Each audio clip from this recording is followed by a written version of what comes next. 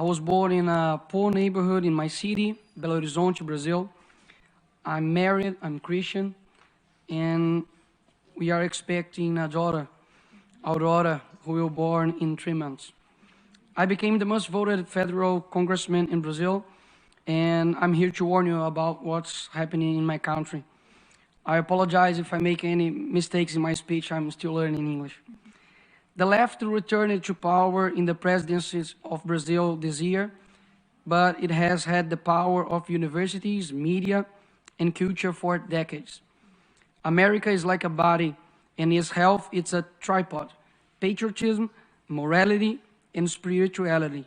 If someone undermines these 3 areas, America will collapse from within. Stalin said this. They have known the secret for a long time and use all possible means to achieve their goal, the destruction of the family. But you may wonder, wouldn't that be too radical of an idea? Does anyone really want to do this? And after all, how would they do that? First, they destroy the sense of reality. There is no longer right and wrong, good or bad. Everything is relative. When they say that, why then say that man exists? Women, aren't they concrete concepts? Therefore, they must be abolished. Then they move on stage number 2, the destruction of identity. If you are nothing, then everything can be everything. Therefore, they will destroy your identity as a person. Young people no longer know what or who they are. They are carried away by any wind of doctrine and cling to what is fashionable. They tell you, dress like this, use this type of language, and finally, live like this. It is the generation most lacking in good references that has ever existed.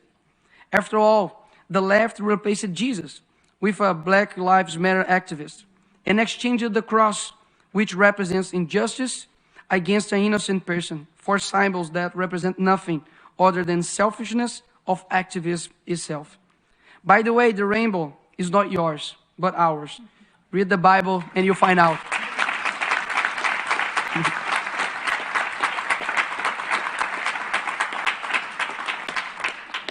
Also, beauty no longer exists. The focus is on shocking, whether in fashion, music, films, and TV series.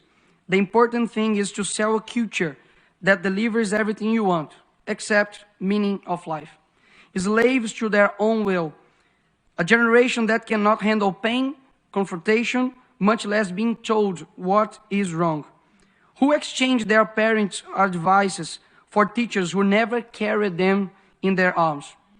Who commit the strange of the youth to actions that only serve those who are dominating them?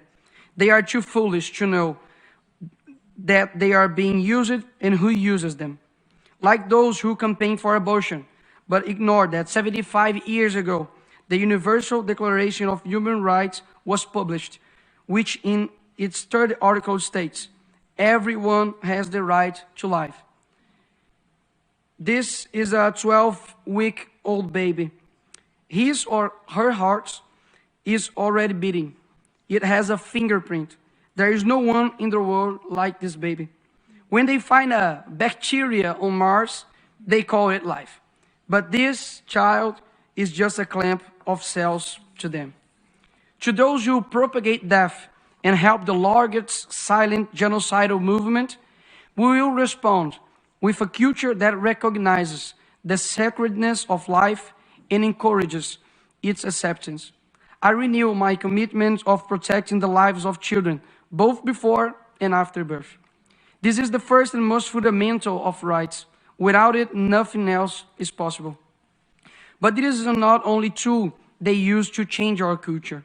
Men who use it to lie about their ages, to go to war and fight for their country, but now lie about their biological sex to compete with women. How did we get to this point? Who is responsible for creating this generation? Where are the men and women with the courage to say they will not bow to tyranny? Are we watching the world collapse in front of our eyes and we are just going to watch it? No. We ain't nobody's slaves. Our freedom was achieved with a lot of sweat and blood. And it would be very naive to believe that it would be not with sweat and blood that we would maintain it. I come here to give a message to all who those still have hope in changing the world. The world will be a better place if there weren't so many people promising to improve it. It's a quote from philosopher Olavo de Carvalho, and that fits perfectly with Greta and Leonardo DiCaprio, for example, that supported our socialist president called Lula, a thief that should be in jail, and now we have Amazonia with the worst fire in 15 years, and they are just in silence and disappeared. Let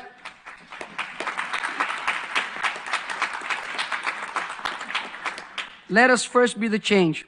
I know that the situation looks terrible and that conservatives tend towards private life, his work and his family. But if we don't rise up for public life, our private life will be and is in danger. To do this, we need to raise educators who will dictate new directions for UNESCO, for example. Education that teaches and not doctrinates. New judges who will honor the magisterium and deliver justice.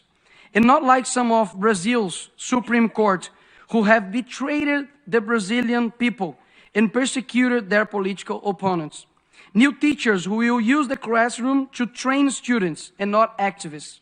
New artists, musicians, directors who will influence culture towards something other than just sex and promiscuity. New people who will transform this world.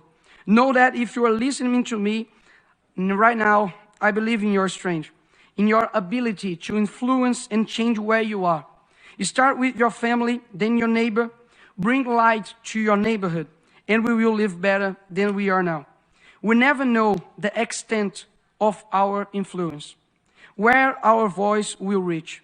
But I hope I have reached your heart, because I'm speaking from it. Love is the only thing that transcends time and space. So I hope this speech resonates across generations. To complete, I always say a phrase in Brazil. The present is theirs, but the future is ours. But I hope that one day I'll say, the present is ours, and so is the future. Thank you very much.